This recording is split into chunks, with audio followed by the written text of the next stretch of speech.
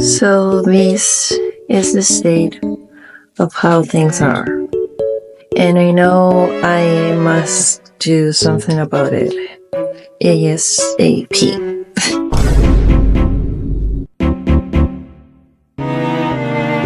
Hello everyone. Today we have a very special mission because, as you could already see, we have a problem. I know, what a fun thing to be happening right now. Maybe this is the last thing I needed to do. I'm doing a lot of things. I need to do a lot of things. Also because I have a trip coming up, so excited. And then I just thought, I should add another pressure, another task to my to-do list. And finally, just clean my shelves.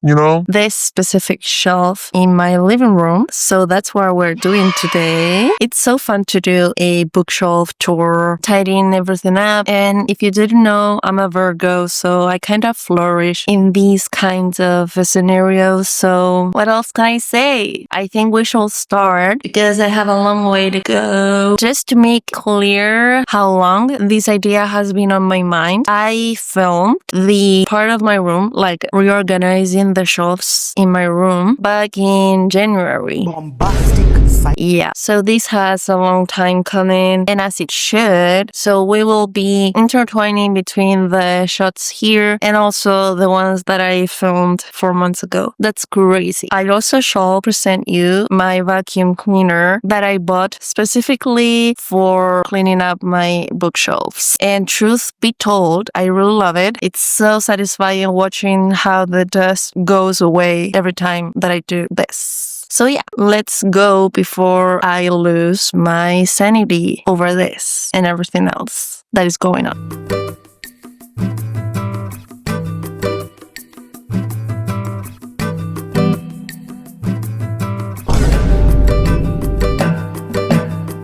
Who did this to my bookshelf? I didn't.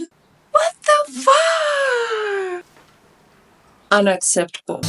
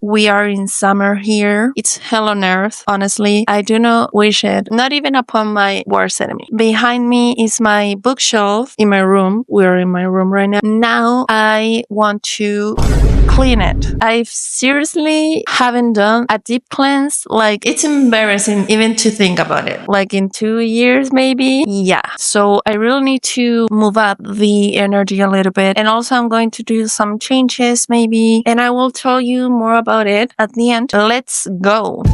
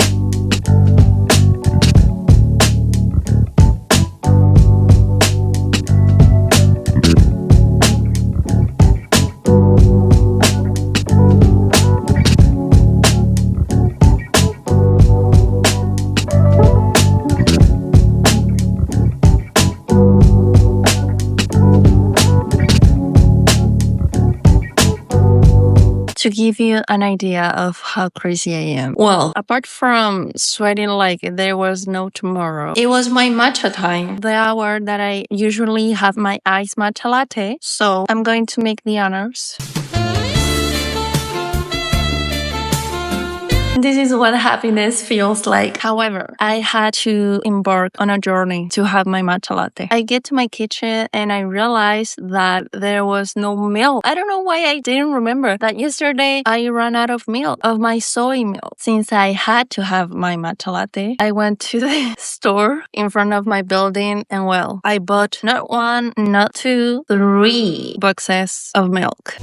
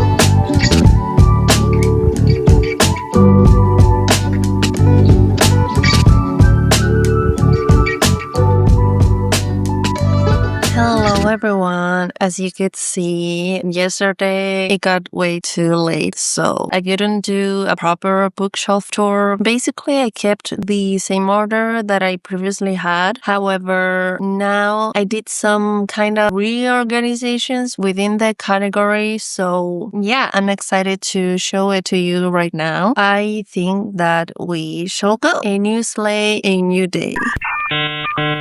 I said it backward. A new day, a new slate. So first, we need to start with the classics shelf. Very self-explanatory. I have from like literally classic pieces of literature. Most of them are modern classics. I also do have 2 Spanish books by Gabriel Garcia Marquez. In my mind, they are classics only because Gabriel Garcia Marquez is one of like the authors from Latin America that are recognized. I think the only one that shouldn't be here, maybe it does need to be here, maybe it doesn't. I'm just going to leave it there because it matches with the other book that I have from the same print. Here we have The Virgin Suicides, and by Grand Central Station I sat down and wept. I just love a long title. And of course, I'm displaying my gorgeous illustrated edition of The Bouillard by Sylvia Plath. And also, I always try to maintain the same type of edition, like from the same collection as it happens with these. They look nice together and they're supposed to be right beside each other. So that's also why I mentioned the case with The Virgin Suicides. And that's about that. I don't know if I have more space. Honestly, I don't think so. This wasn't the most compromised shelf of all. I have another case that we will see later. Not even a puff of air can go through it, but we will get there in a minute. And if the case happens that I eventually have to add more classic literature to my bookshelves, well, I don't know what I'll do, but I think I'll just have to move things up. However, one of the important things to know about my bookshelf is that I like to keep it classified by genres. So that's why here we have the general/literary fiction. The good thing is that there is a little space that is left, and that is a good thing because of my physical TBR. I have my physical TBR separated from the whole bookshelf. I don't know. I always wanted to do that, so I decided, why not now? But then when I read the books, I need to put them in their original place, or at least the place where they belong to, you know? So at least that leaves me a little bit more of space to breathe and to be calm about this, because I'm totally calm about this. That is one of the prettiest books I've ever had. Luckily enough, it was a present from the print.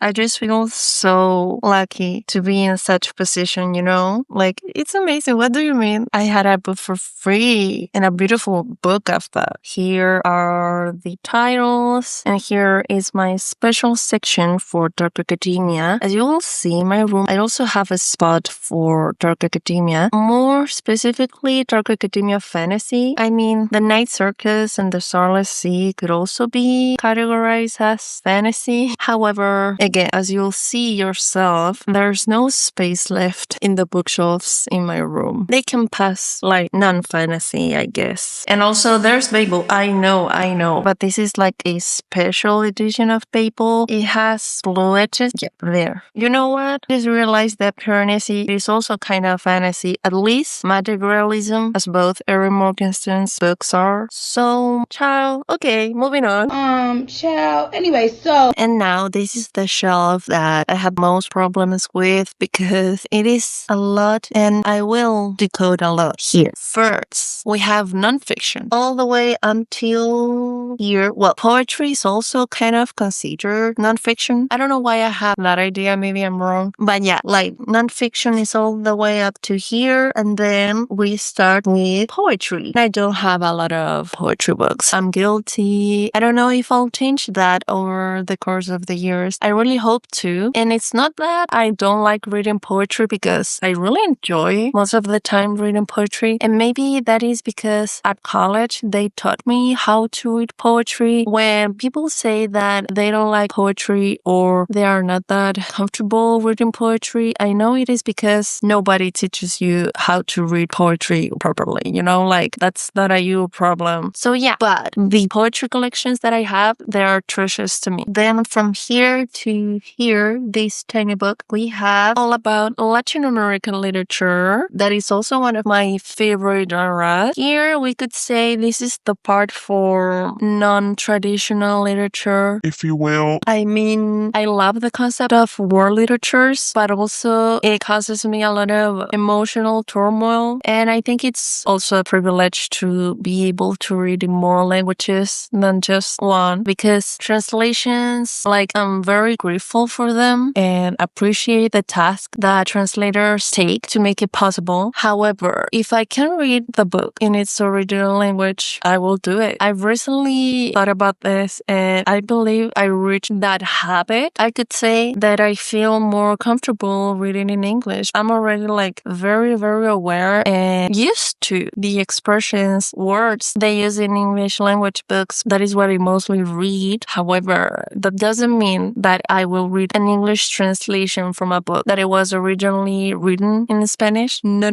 I prefer going through that discomfort, to be honest, and also to challenge myself, I guess. Maybe this is less of a bookshelf tour and more just me ranting or yapping, as you will. This is what almost broke me. At some point, I was like, no other books will fit in here. And that's why I did a kind of tower of books. And I'm okay doing it with 2, 3, or 4 books. Okay. But more than that, I don't know. I think it is because I once read that it is not that good to books to do this, but I didn't have any other choice. They are literally squeezing like skinny legends. Here is the section for Asian literature, which I'm also very fond of. Sadly, these are translations, because even though I would want to learn an Asian language, I still would have a long way to go. So for now, I'm happy that I don't have to hold myself and just read these books. Oh, well, I made some few exceptions because they didn't fit upstairs in the general literary fiction shelf. So here are also books by Asian American Korean or English authors, which is the case of Kazuo Ishiguro, and also the 3 books by Celeste Angie, which is another author that I really, really love. So I know they are not translations per se, but at least most of them have that component, and also the heritage of the authors is a very important part of their creation process. So now here we reach the final shelf. There's another one, but it's messy. At least for now, I'm going to leave things as they are for a little while until things calm down. So let's talk about this shelf. First, here we have the romance/young adult genre. Of course, I love my Emily Henry books and my special edition of Goodreads. But I will wait for the paperback of Great Big Beautiful Life. First, all the way until here, this orange spined book that is The Perks of Being a Wallflower. I just want to cry every time that I mention the title of that book. We have the young adults books, and then they come the romance books. And apart from Emily Henry, I only have 2. To be honest, I did have more. However, I decided to sell them or to give them away. For example, these 3. I know I won't be reading them again. You know, maybe someone will enjoy them better and appreciate them better. So I'm happy for them to find a new home. If you're from Chile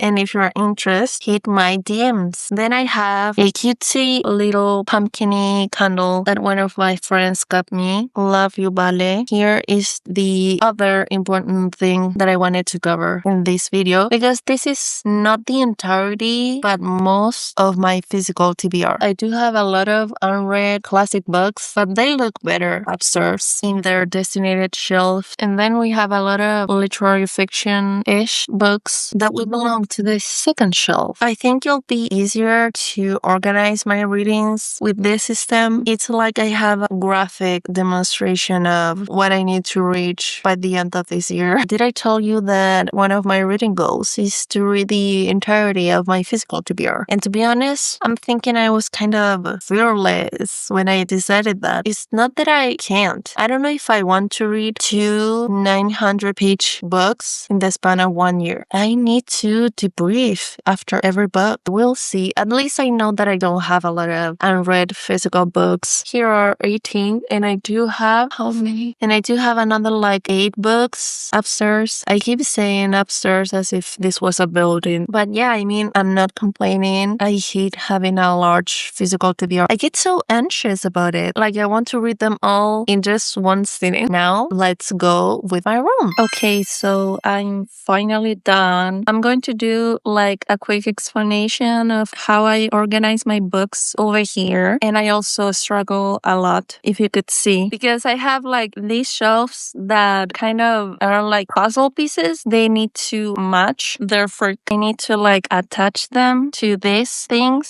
So yeah, that was also a hassle. But okay, I'm happy with it. I made some modifications and I am already enjoying them because now I have more space in my desk, which was another thing that kept me a little bit concerned. So let's get into it. Okay, so for starters, we have the top shelf over here. I have mostly books in Spanish that I don't think I'm going to sell. Not because I don't want to, because I don't think anyone would want them. But maybe I'll try. Maybe this year I'll try again and see how much I can get for them. That's why they are at the top. I don't have to look at them so much. So moving on to the second shelf. Here I made some changes. I used to have my Spanish copies of the Raven Cycle on the third shelf, and I changed that because I don't know, like previously I had those books which are like non-fiction-ish about magic and everything, and I had them over here, but that didn't match like the vibe with the other series, which are the Hunger Games, the Heroes of Olympus, and the Sun and the Star. So I said, well, since I also read the Raven Boys in my teenage years, why not putting them here? I also read the other series at that time. Mind blowing. Over here, I have like a lot of stuff from my friends or family in this garland, and I realized I could move them down a little bit, but that means that I have to detach the shelves again, and for the life of me, I don't have the energy right now to do that. Yeah,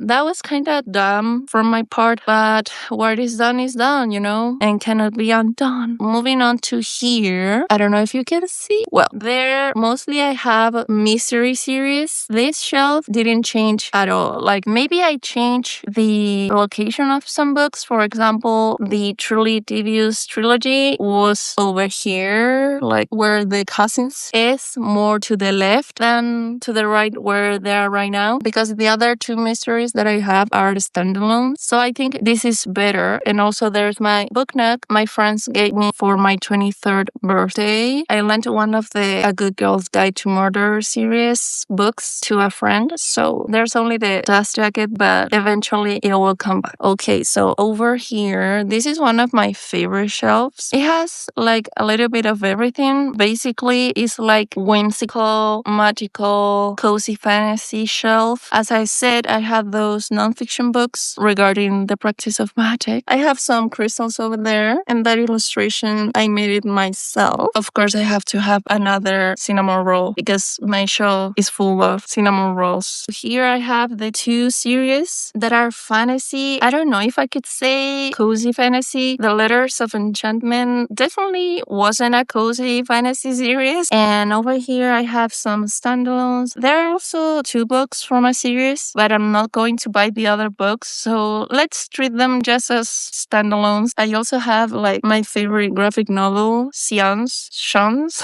Tea Party. And I have two candles because I needed to hold the books or they will keep doing this, like inclining to the left or right. What is so fantastic about this is that I can say I read all of the books on my bedroom shelves, in exception of only 3, which are over here. And yes, this is my special shelf for the whole Shadowhunter Chronicles, my favorite series. They needed to be on my Hall of Fame, I just get so happy by only seeing them. These are my babies that are looking out for me. Over here, well, I have the short story collections. I also have a cutesy candle of them and a Shakespeare card game, which were given by a professor that I was assistant of. And also in the same course, like the course literally was called Shakespeare. I wanted to put it like with the Last Hours trilogy because Cordelia is actually a name from one of Shakespeare's plays. But I think here we can enjoy the view of it better. And also because here I have my Spanish copies of the Infernal Devices. Yeah, like these are old. They have like 10 years and maybe more. Once I become obsessed, that something will stay with me until the end of my days. But I do also want to expand my collection and to have them in English finally, of course, for rereading purposes, but also because the paperbacks in English, I find them so cool because the spines like align together and form a picture of all the characters, the most important characters in a fighting scene. I mean, how cool is that? But well, I need money for that, so that will have to wait. So what I try to do is to place them in chronological order, not the short story collections, because I swear I didn't have enough space for them. If we can see here, it's packed. So I place them in chronological order. For example, in the timeline, we have Jem, Tessa, and Will first. Then their children come. And then here we start the transition to the Mortal Instruments, which is the main saga, the first series of the Chronicles. And these are the graphic novels. I have to say, I really love the graphic novels. The art is amazing and they're very concise. So if you maybe don't want to read the whole series, because I understand that 6 books is a lot, you can also up to this. Totally recommend. Oh, the 2 short story collection that I haven't read are the Bane Chronicles and the Ghost of the Shadow Market. The other book that I have left is the Shadowhunter's Codex. It's kind of the nonfiction for them, we could say. So that's why maybe I haven't been motivated to read it, but eventually I'll come around to it. And here we have like kind of my Bible edition, special edition, collector's edition of City of Bones. I do want the other ones, yes, but for now I can live in peace with this. And then we come up to other Spanish copies now from the Mortal Instrument. These over here have like 12 years, a little bit more maybe, because I started reading the series in 2012. So, and I just keep getting old, But that's okay. I have so much love for this series and the whole universe that it opened to me. So what can I say? And there we have the Dark Artifices trilogy, my favorite of all the chronicles. I must say, those books, I don't have words to express how much they changed my brain chemistry. Like, for real. I spent a whole summer reading and rereading Queen of Fire and Darkness, the whole series as a whole. That doesn't make sense. But yeah, that's how bad my brain chemistry was altered. However, I think it's Cassie's brightest work in this universe. I haven't read any other of her books, so I can't say anything about it. But yeah, like the angst, the pining between the main characters, and also the politics and everything that is happening in the book, like socially speaking, mind-blowing. So yes, that's finally the last result. There we have it. As you can see, now I have more space for my desk. I'm not going to show any more of it because it's in a messy state. I'm not gonna lie. Finally, task achieved, challenge accepted, and other challenges are to come, I guess. Thank you so much for being here with me today. I hope you enjoyed this video and had fun tidying everything up with me, and also could appreciate my attempts at showing you my bookshelves. I'm sorry if I didn't do a great job. I swear I'm trying. If you liked my bookshelves, please let me know. So if you also like this video, I hope you can give it a thumbs up. It would really help me. And if you want to keep watching content like this from me, don't forget to subscribe. I'm trying, okay? You can find me on Instagram at LaLiterature. I also hope to see you very soon. So now I'm gonna go. Thank you again a lot with all my heart for tuning in, and I see you when I see you. Take care. Bye bye.